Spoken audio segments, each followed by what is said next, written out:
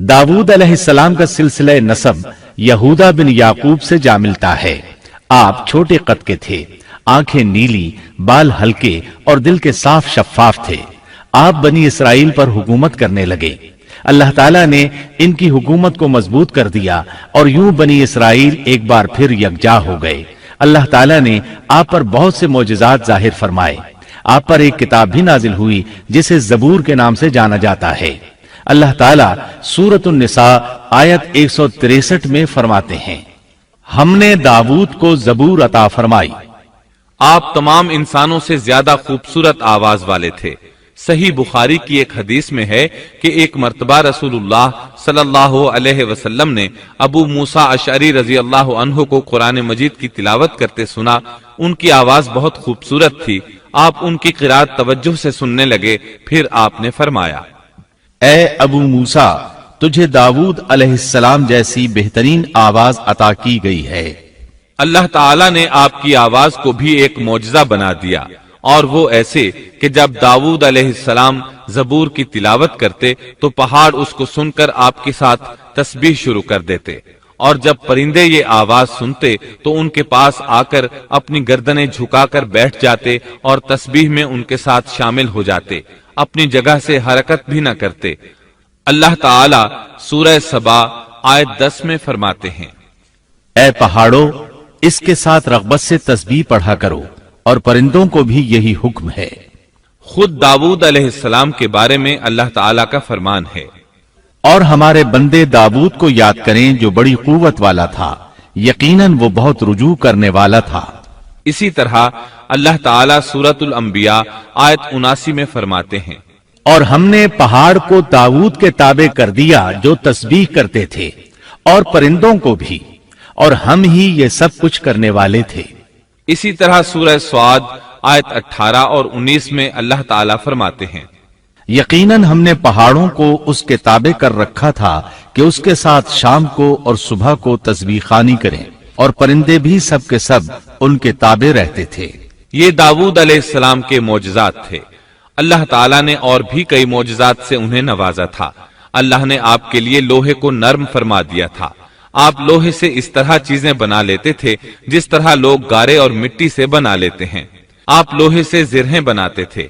नूह अलैहिस्सलाम से पहले भी जिरहें होती थीं, लेकिन वो तख्तियों की मानंद होती थीं। उनको सीने और कमर की तरफ लटका लिया जाता था, लेकिन उनका बोझ बहुत होता था। आपने लोहे की कड़ियां और दायरे बनाकर उनको खास अंदाज में जोड़ जोड़ कर जिरहें तैयार की। ये बहुत हल्का लिबास था और पूरे जिस्म को दुश्मन के वार से महफूज रखता था। अल्लाह ताला सूरह सबा आयत 10 और 11 में फरमाते हैं, और हमने उसके लिए लोहा नर्म कर दिया कि तू पूरी पूरी जिरहें बना और जोड़ों में अंदाजा रख। तुम सब नेक काम किया करो, यकीन मानो कि मैं तुम्हारे आमाल देख रहा हूं। इन आयात में अल्लाह ताला फरमाते हैं कि दाऊद अलैहिस्सलाम को हमने हुक्म दिया कि जिरहें लोगों के लिए निहायत मौजू होनी चाहिए। उनकी कड़ियों को बड़े मुनासिब अंदाज में जोड़ना, न इस कदर मोटी हो कि उनका वजन बढ़ जाए, न इस कदर पतली कि जल्द कट जाएं और अपना मकसद पूरा न कर सकें। इसी तरह अल्लाह ताला सूरतुल अंबिया आयत 80 में फरमाते हैं, और हमने उसे तुम्हारे लिए लिबास बनाने की कारीगरी सिखाई ताकि लड़ाई के जरर से तुम्हारा बचाव हो सके। क्या अब तुम शुक्रगुजार बनोगे? बहरहाल इस सनत के मूजिद दाऊद अलैहिस्सलाम हैं। अल्लाह ताला ने आपकी हुकूमत को खूब मजबूत किया, आपको जबरदस्त फजाइल और मोजज़ात से माला माल किया। अल्लाह ताला सूरत स्वाद आयत 20 में फरमाते हैं, और हमने उसकी सल्तनत को मजबूत कर दिया था और उसे हिकमत दी थी और बात का फैसला समझा दिया था। आप लोगों के दरमियान निहायत आदिलाना फैसले फरमाते थे। आप नबी भी थे, बादशाह भी और काजी भी। आपकी हुकूमत के मुतालिक कई अहकामात नाजिल हुए। इनमें से कुरान मजीद में एक हुक्म अजीब अंदाज से आया है। हुआ यूं कि आपने इबादत और अदालत के लिए औकात मुकर्रर कर रखे थे। इबादत के लिए एक जगह बनवा रखी थी। दिन में फैसले करते, रात को इबादत। जब इबादत करते तो किसी को उनके पास आने की इजाजत नहीं थी। एक रोज ऐसा हुआ कि 2 आदमी बगैर इजाजत अंदर आ गए। दरवाजा बंद था, लेकिन वो दीवार फांद कर अंदर आ गए। आप डर गए कि कहीं हमला आवर न हो। اللہ تعالیٰ سورۃ صاد آیت 21 اور 22 میں فرماتے ہیں، اور کیا تجھے جھگڑا کرنے والوں کی بھی خبر ملی جبکہ وہ دیوار پھاند کر محراب میں آ گئے؟ جب یہ داؤد کے پاس پہنچے تو وہ ان سے ڈر گئے۔ وہ کہنے لگے، خوف نہ کیجیے، ہم مقدمہ کے دو فریق ہیں، ہم میں سے ایک نے دوسرے پر زیادتی کی ہے، لہٰذا آپ ہمارے درمیان حق کے ساتھ فیصلہ کر دیجئے اور ناانصافی نہ کیجیے اور ہمیں سیدھی راہ بتا دیجئے۔ داؤد علیہ السلام نے فرمایا، بتاؤ تمہارا کیا مسئلہ ہے؟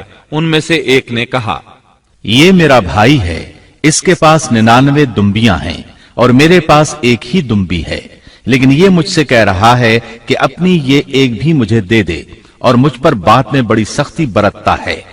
اس آیت کی تفسیر میں ہے کہ ایک دمبی والے بھائی نے کہا، یہ میرا بھائی بہت چالاک ہے، برے طریقے سے بات کرتا ہے، کہتا ہے کہ میری دمبیاں چرنے جاتی ہیں تو اس اپنی ایک دمبی کو بھی ان کے ساتھ بھیج دیا کرو۔ جب میری دمبی اس کی دمبیوں کے ساتھ آنے جانے لگ گئی تو اب یہ کہتا ہے کہ یہ بھی میری ہے، اب میں خالی ہاتھ ہوں، اس طرح میں اس کے ظلم کا نشانہ بن چکا ہوں۔ داؤد علیہ السلام نے فوراً کہا، اس کا اپنی دمبیوں کے ساتھ تیری ایک دمبی ملا لینے کا سوال واقعی تیرے اوپر ایک ظلم ہے، اور اکثر حصے دار اور شریک ایسے ہی ہوتے ہیں کہ ایک دوسرے پر ظلم کرتے ہیں، سوائے ان لوگوں کے جو ایمان لائے اور جنہوں نے نیک عمل کیے، اور ایسے لوگ بہت ہی کم ہیں۔ داؤد علیہ السلام نے دوسرے بھائی کی بات سنے بغیر ہی اسے ظالم ٹھہرا دیا۔ آپ کا فیصلہ سنتے ہی دوسرا بول اٹھا، آپ نے میری بات تو سنی ہی نہیں اور فیصلہ دے دیا، پہلے آپ میری بات تو سنتے۔ داؤد علیہ السلام فوراً بھانپ گئے کہ ان سے غلطی ہوئی ہے اور سمجھ گئے کہ یہ اللہ تعالیٰ کی طرف سے آزمائش ہے۔ آپ نے فوراً توبہ کی، اللہ کی طرف رجوع کیا اور استغفار کرنے لگے۔ اور داؤد سمجھ گئے کہ ہم نے انہیں آزمایا ہے، پھر تو اپنے رب سے استغفار کرنے لگے اور عاجزی کرتے ہوئے سجدے میں گر پڑے اور پوری طرح رجوع کیا، پس ہم نے بھی ان کا وہ قصور معاف کر دیا، یقیناً وہ ہمارے نزدیک بڑے مرتبے والے اور بہت اچھے ٹھکانے والے ہیں۔ اس کے بعد اللہ تعالیٰ سورۃ صاد آیت 26 میں فرماتے ہیں، اے داؤد، ہم نے تمہیں زمین میں خلیفہ بنا دیا، تم لوگوں کے درمیان حق کے ساتھ فیصلہ کیا کرو اور اپنی نفسانی خواہش کی پیروی نہ کرو، ورنہ وہ تمہیں اللہ کی راہ سے بھٹکا دے گی۔ یقیناً جو لوگ اللہ کی راہ سے بھٹک جاتے ہیں ان کے لیے سخت عذاب ہے، اس لیے کہ انہوں نے حساب کے دن کو بھلا دیا ہے۔ اس طرح داؤد علیہ السلام اللہ تعالیٰ کے اس فرمان کے مطابق فیصلے کرنے لگے۔ اللہ کے ہاں ان کا احترام اور اکرام اور بڑھ گیا۔ آپ کثرت سے روزے رکھتے اور خوب عبادت کرتے۔ آپ اس وقت تمام انسانوں سے بڑھ کر اللہ کی عبادت کرنے والے تھے۔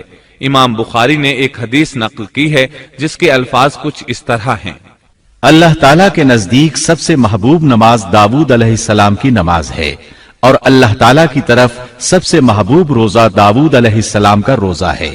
وہ رات کا آدھا حصہ نیند فرماتے، اس کے بعد تہائی رات قیام کرتے اور رات کے چھٹے حصے میں سو جاتے تھے۔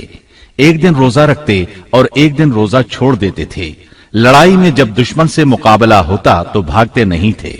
اس حدیث میں نفل نماز یعنی نماز تہجد اور نفلی روزے کا ذکر ہوا ہے۔ بہرحال یہ وہ صفات ہیں جو داؤد علیہ السلام کے بارے میں حدیث رسول میں آئی ہیں۔ اللہ تعالیٰ نے سورہ سبا آیت 13 میں ان کی تعریف کرتے ہوئے ان کی آل کو اللہ کا شکر ادا کرنے کا حکم دیا۔ اے آل داؤد، اس انعام کے شکریہ میں نیک عمل کرو۔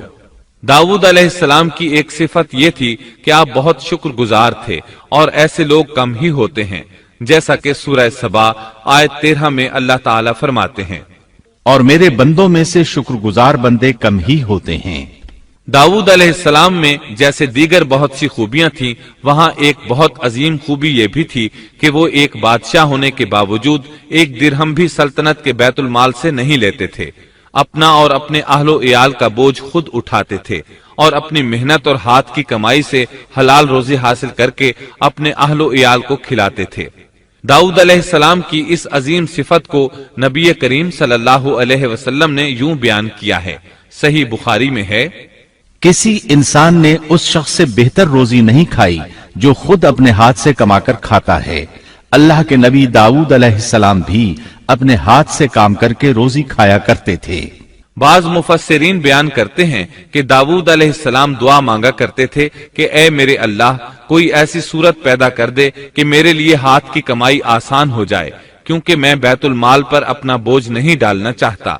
तो अल्लाह ताला ने आपकी इस ख्वाहिश को इस फजीलत के साथ कबूल फरमाया कि उनके हाथ में लोहे को मोम की तरह नरम कर दिया, जिससे वो जिरहें बनाते और उन्हें फरोख्त करके अपने अहलो इयाल की किफालत करते।